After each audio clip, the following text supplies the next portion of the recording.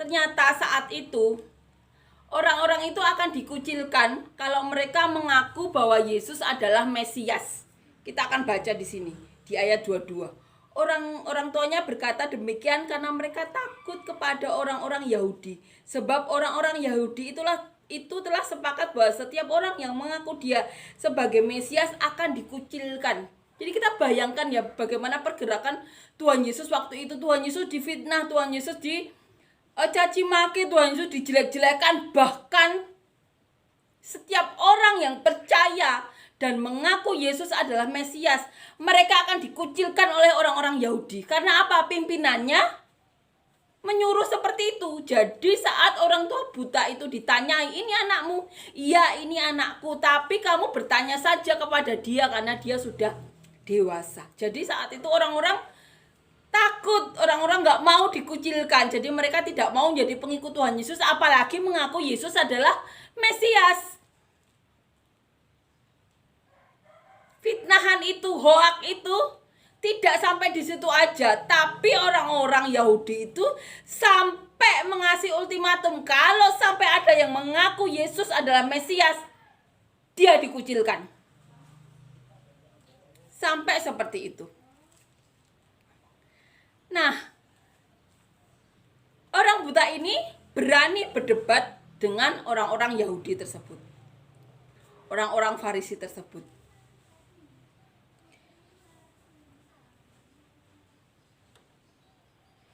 Jawab orang itu, aneh juga bahwa kamu tidak tahu dari mana ia datang, sedangkan ia telah memelekkan mataku.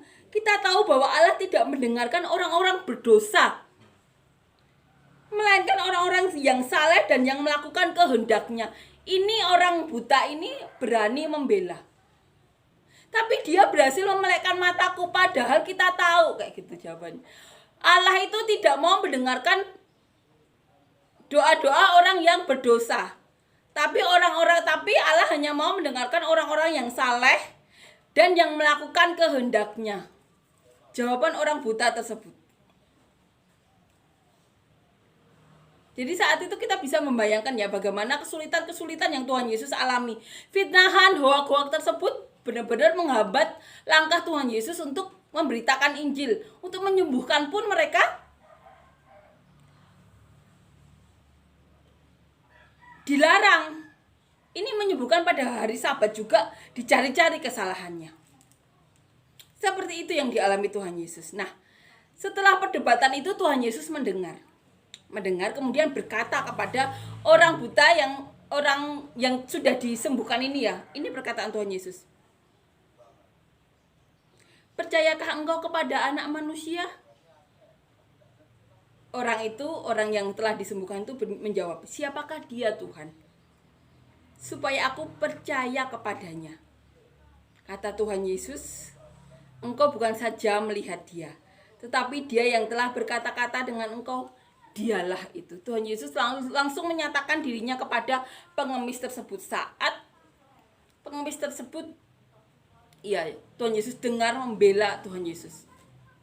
Tuhan Yesus langsung menyatakan dirinya kepada orang yang sudah disembuhkan tersebut, pengemis yang sudah disembuhkan Tuhan Yesus. Engkau bukan saja melihat dia, tetapi dia yang telah berkata-kata dengan engkau, dialah itu. Kemudian kata pengemis yang sudah disembuhkan tersebut, aku percaya Tuhan. Perkataan iman harus diucapkan, dan ini diucapkan oleh orang buta yang sudah disembuhkan tersebut. Kata Tuhan Yesus, aku datang ke dalam dunia untuk menghakimi, supaya barang siapa yang tidak melihat dapat melihat, dan supaya barang siapa yang dapat melihat menjadi buta. Kemudian kata-kata itu didengarkan oleh orang Farisi.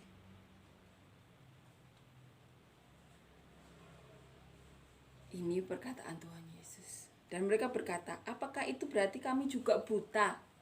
Jawaban Tuhan Yesus, sekiranya kamu buta, kami tidak berdosa.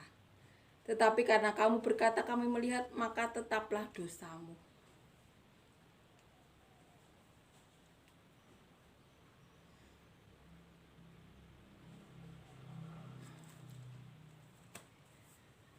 Karena apa? Mereka tidak mengakui Tuhan Yesus.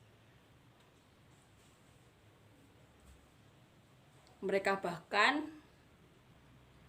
mengancam orang yang mau mengakui bahwa Yesus adalah Mesias.